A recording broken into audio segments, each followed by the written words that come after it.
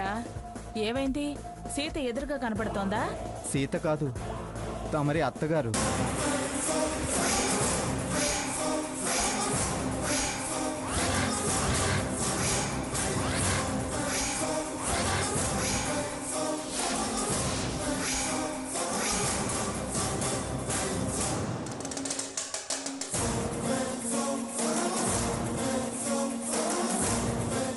మా అత్తగారా?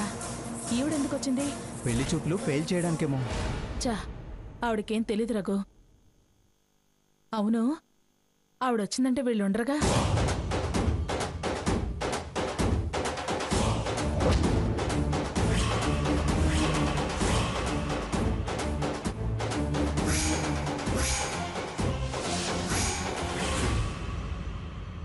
సీతగారు వచ్చారా? కనిపించలేదే. సర్లే, నువ్విక్కడే ఉండు, నేను వెళ్ళి చూసొస్తాను.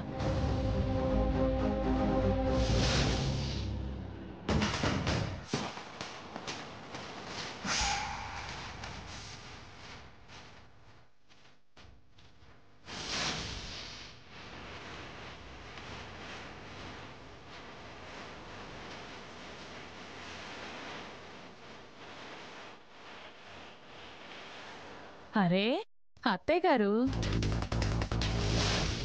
ఏయ్, ఏమిటే నేనొచ్చినప్పుడెలా నువ్వు గుడికి వస్తున్నావు? దర్శనం చేసుకుని వెళదామని. వెళ్ళకూడమా? ఆ అత్తా కోడళ్ళ సరసం. అలా పిలవకో, ఇది దేవాలయం. అందుకే పిలుస్తున్నాను అత్తయ్య గారు. నా పిలుపు ఆయన చెవిలో పడి నన్ను మీకు దగ్గర చేస్తారేమోనని. ఆహా, ఏంటి, సంతాన వేణుగోపాల స్వామిని మనవడికి త్వరగా సంతాన భాగ్యం కలిగించమని వేడుకోవడానికొచ్చారా? మా కుటుంబ విషయాలు నీకు అనవసరం. అందులో నేను ఒక మెంబర్నే. చూడండి, ఇలా వెంటుండి గుళ్ళు గోపురాలు తిప్పితే నెల తప్పదు. ప్రతిదానికి వాళ్ళకు అడ్డుపడకుండా కాస్త సుఖంగా, ప్రశాంతంగా, సంతోషంగా వాళ్ళని తిరగనివ్వండి. అయినా పాపం గుడికి వాళ్ళని పంపించక జెట్ కేటగిరీ సెక్యూరిటీలా మీరెందుకు? ఓ, అది నీ మనవణ్ణి కొంగురు కట్టుకుంటుందనా? అప్పుడు మీ మనవడు మీ మాట వినడనా? తరం మారినా మీ పెత్తనం మారదన్నమాట. అత్తగా మీ కోడళ్ల మీద మీరు అధికారం చెలాయించారు. తన కోడల మీద తనని కూడా కాస్త ప్రేమాభిమానాలు చూపనివ్వండి. ఇచ్చిన సలహాలు చాలు, వెళ్ళ. ఏ ఆశ మీద వచ్చుంటావు, అది నెరవేర్చమని మొక్కుకో, వెళ్ళ. నేను నా కొడుక్కి, అదే మీ మనవడికి పెళ్లి చేయాలనుకుంటున్నాను. ఆహా, చూడు, గంతకు తగ్గ బొంతను చూసి మమ అనిపించు. పిఠాపురం వారి మనవడు, మంగమ్మ వంశోద్ధారకుడు, వాడికి గంతకు తగ్గ బొంతేంటి? బంగారం లాంటి పిల్ల దొరికింది. బంగారమో, కాకి బంగారమో, నల్ల బంగారమో చేశాక గాని తెలీదు. మీలాంటి అత్తగారులకి ఏదైనా తెలిసినా తెలుస్తాయి, అనుభవంలోకి వస్తాయి. నాకే కోడల్ని కూతుర్లా చూసుకుంటాను. నెత్తినెక్కించుకో, పిండి కొడతారు. మీలా బజారు పాలైతే చేయను. ఏయ్, వెళ్ళ, వచ్చిన పనేదో చూసుకొని పోవే. నాకు ఎన్ని పనులున్నా మిమ్మల్ని సాధించడమే నాకు ముఖ్యమైన పని. అది జరగని పని గాని నా కళ్ళ ముందు నుంచి పోవే. పో పో, అవతలి పో. సీతతో నీ మనవడి పెళ్లి జరగదనుకున్నా, అది నెరవేరింది. అలాగే ఏదైనా చేసిన పాపాలు చేసేసి పూర్లదండాలు పెట్టినా నేల అపవిత్రం అవుతుందే కాని మనం పవిత్రులం కాలేము. అది తెలుసుకోండి. ఏయ్, అరవకండి. నేను సో అండ్ సో అని చెప్పాననుకోండి, తలంచుకొని మీరు వెళ్లాల్సి ఉంటుంది.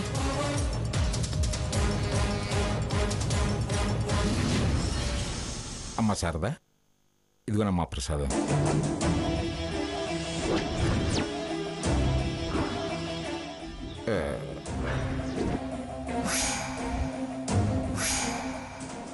అత్తా, మీ పవర్కి ఇంక ఫుల్ స్టాపే. సరే, నేను వస్తాను అత్తయ్య గారు.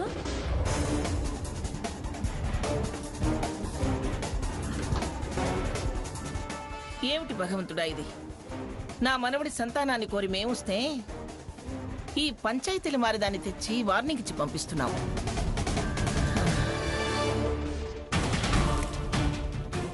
మంగ,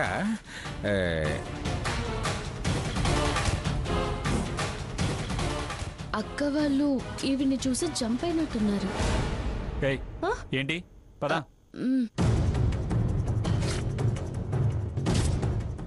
ఎరా సాకేత్, ప్రదక్షిణాలు దర్శనం బాగా అయినాయా?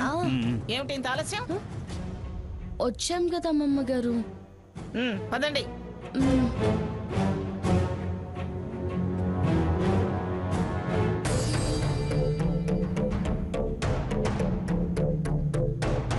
ఏంటో పెద్ద గండంలోంచి బయటపడినట్లు అనిపిస్తోంది. నాకు అలాగే అనిపిస్తోందండి. అవును, ఆవిడ గారి గాని చూసినట్లయితే ఎలాగో అలాగా ఏదో ఒకటి చెప్పి ఆ శారద గారి మనసు విరిచేసేది. అనవసరంగా మళ్ళీ ఏదో ఒక గొడవ అయ్యేది. ఆవిడ ఏం చేస్తుందో అనవసరం, కానీ శారద గారు మనం కనపడక ఏమనుకుంటున్నారో అది ఆలోచించాలిగా. అలా అనుకుని ఊరుకుంటే ఎలా అక్క? ఇప్పుడైనా ఫోన్ చేసి ఆవిడికి జరిగింది ఇది అని చెప్పండి. తను ఫోన్ చేస్తే తప్పుగా ఉంటుంది. అలాగే నేను చేస్తాలే. అలాగే అక్క. ముందు మీరెళ్ళి పనులు కానివ్వండి. అలాగే అక్క. సరే వెళ్ళు సీత, వెళ్ళు. నువ్వు కూడా వెళ్ళయ్యా.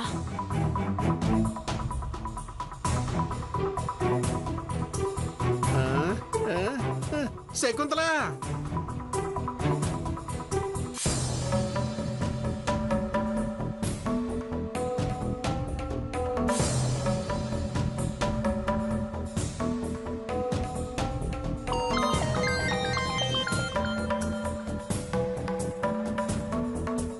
హలో, నేను ఇప్పుడే ఇంటికొచ్చానండి.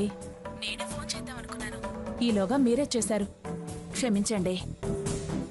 మేం గుడికొచ్చాం కానీ ఆ మంగమ్మ గారిని చూసి భయపడి వెళ్ళిపోయారు కదా.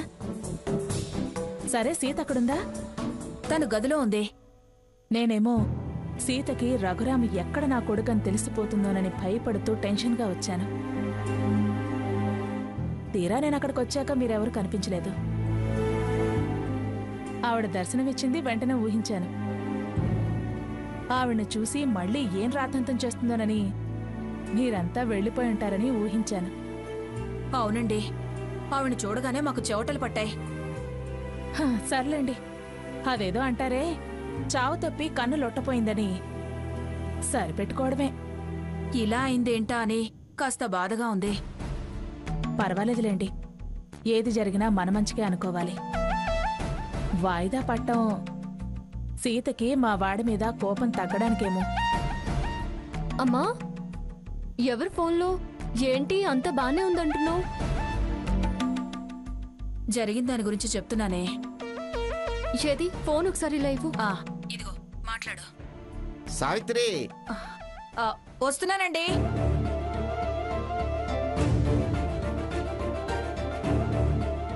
సారీ ఆంటీ, మిమ్మల్ని బాగా డిసప్పాయింట్ చేశాం. పర్వాలేదులేమ్మా, మీ ఇబ్బంది మీది. నువ్వు డిసప్పాయింట్ అయ్యావేమోనని నేను ఫీల్ అయ్యాను.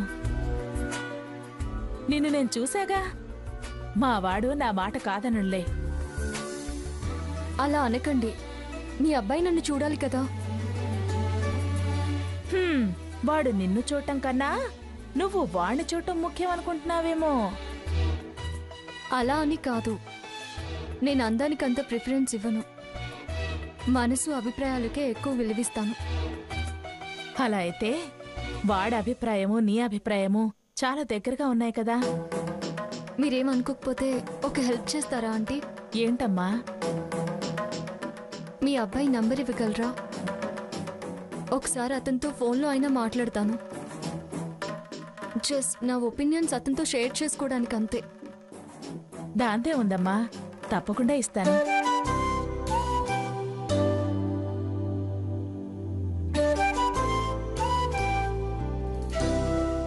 Thanks aunty. దీనికి థ్యాంక్స్ ఏంటమ్మా? తను ఫోన్ చేస్తాడులేమ్మా నీకు. అలాగే. మంచిది.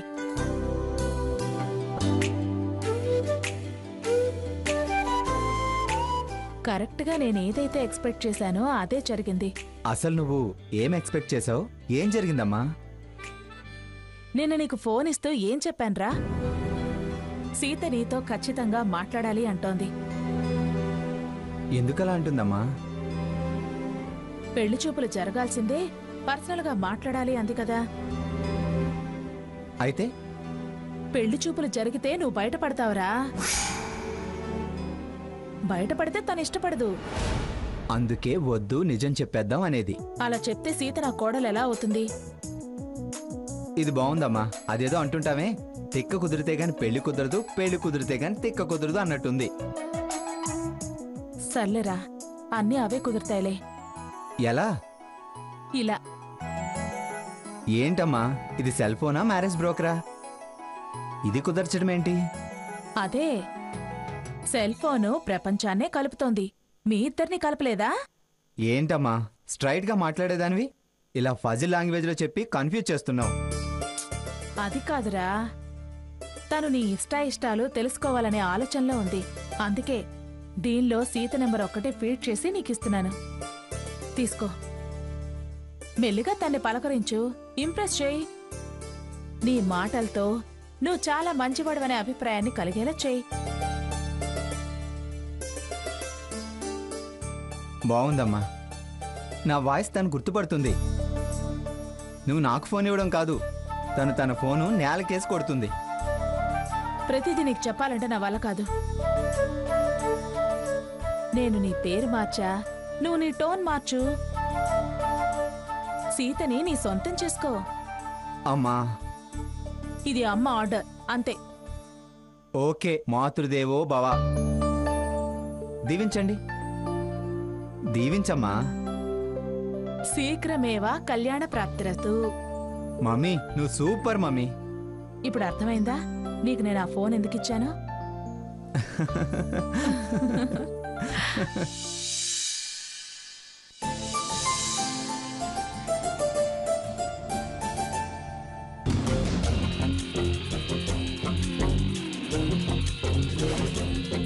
జడ్జి గారు, చదివిన వార్తలు చాలు గాని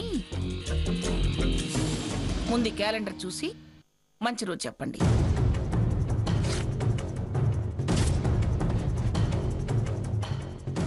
నాకు తెలిసినంత వరకు రేపు బాగానే ఉందనిపిస్తుంది. నీకన్నా నేనేమన్నా పండితున్నా? పౌరోహిత్యం చేస్తున్నానా? మీరు చేసే పౌరోహిత్యాలు మీరు చేస్తూనే ఉన్నారుగా. కాకపోతే మంత్రాలుండవు, తంతు తెంపులు బాగానే పెడుతుంటారుగా.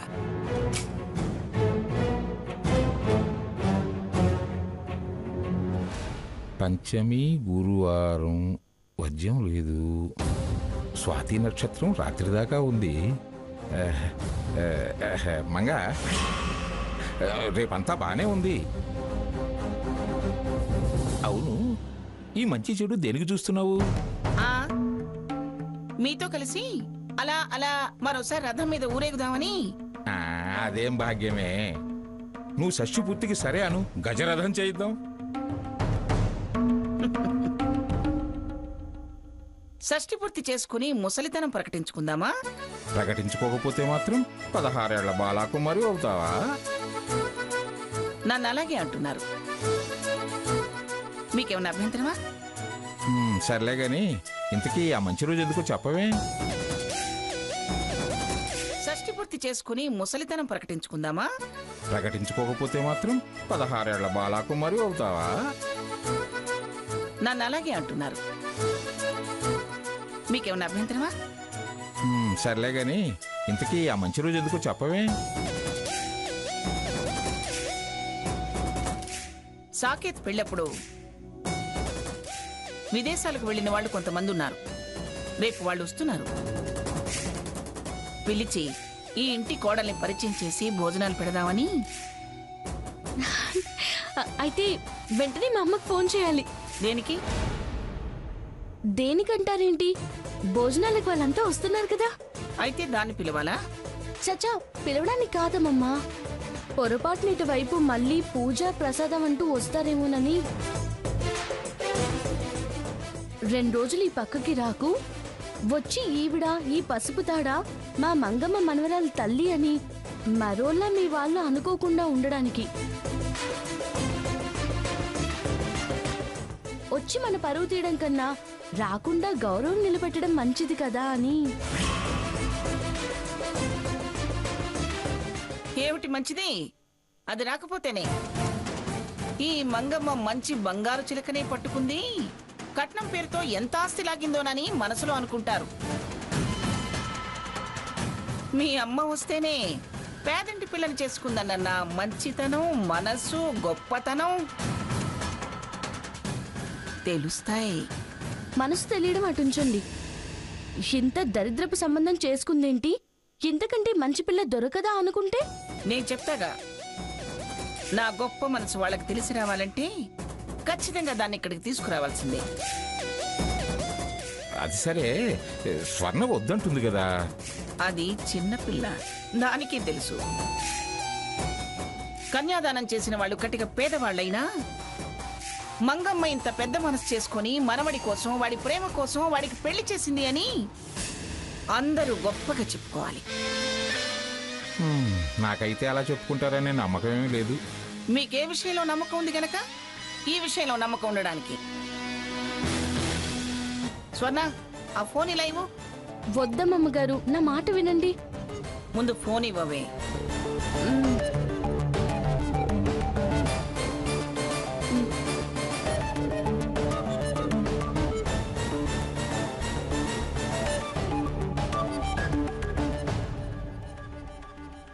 హలో హలో,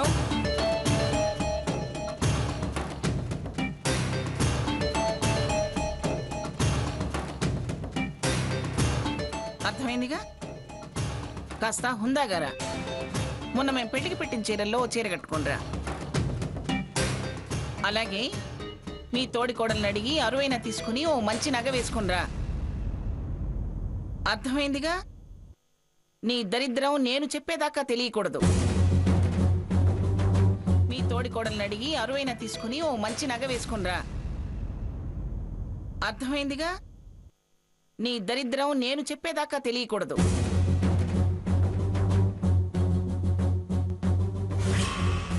అలాగే పిన్ని గారు.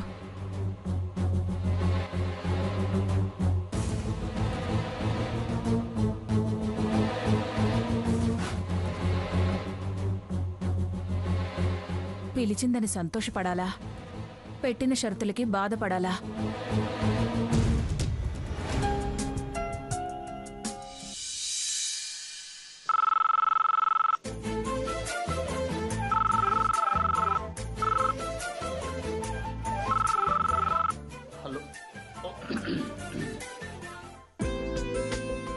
హలో హలో, చెప్పండి సీత గారు. నేనే ఫోన్ చేస్తున్నానని మీకెలా తెలుసు? ఎంత అమాయకులండి. నా నెంబర్ మీకిచ్చిన మా అమ్మ మీ నెంబర్ నాకివ్వదా? అదీ కాక నన్ను పలకరించే ఏ ఆడవాళ్ళ గొంతు ఇంత స్వీట్గా ఉండదు. మీకు చాలా మంది గర్ల్ ఫ్రెండ్స్ ఉన్నారా? లేదండి, కొంతమంది నా క్లాస్మేట్స్, రిలేటివ్స్, ఇరుగు పొరుగు అంతే. మీరేం చేస్తున్నారు? సిస్టమ్ మీద వర్క్ చేస్తున్నాను. అది కాదు, ఏం జాబ్ చేస్తున్నారు అని. క్రియేటివ్గా ఏం చేయగలిగితే అది చేయడం నా హాబీ. సరే, మీకేమేమి ఇష్టం? చాలా ఇష్టాలున్నాయి, దాని వెంట కష్టాలు కూడా ఉన్నాయి. ఇష్టాలు జీవితాంతం మనకు అనుకూలంగా ఉండవు కదండి. కొన్ని మార్చుకోవాల్సి వస్తుంది. ఎందుకు? మనం కావాలనుకునే వాళ్ళ కోసం, మనల్ని కావాలనుకునే వాళ్ళ కోసం. అలా మారితే అది ఇష్టం ఎలా అవుతుంది? అంతకన్నా ఇష్టమైన వాళ్ళ కోసమే కదా. ఒకళ్ళ కోసం ఒకళ్ళ కోసం మరొకళ్ళు మారాలా అని రూలేం లేదు. మారితే బాగుంటుంది అనుకున్నప్పుడే. అవును, మీరు అవును వాళ్ళిద్దరు ఇష్టపడ్డారు సినిమా చూసారా? చూశాను. అందులో ఒకరికి బ్లాక్, మరొకరికి వైట్ అంటే ఇష్టం. కానీ మనసు తెలుసుకొని సర్దుకున్నారు. బ్లాక్ అండ్ వైట్ సినిమా లాగా వాళ్ళ ప్రేమ సక్సెస్ అయింది. అలాగే కావాలని నా ఆశ. ఏ విషయంలో? మన విషయంలో కూడా. పర్వాలేదు, కాస్త చిలిపిగా మాట్లాడుతున్నారు. మీరు సిగ్గుపడుతున్నారు కదా. ఎందుకలా అంటున్నారు? మీ వాయిస్లో మీ సిగ్గు కనిపిస్తోంది. లేదు, నేనేం సిగ్గుపడ్డం లేదు. నేను ఈ జనరేషన్ అమ్మాయిని. మీ గురించి అమ్మ అన్నీ చెప్పింది.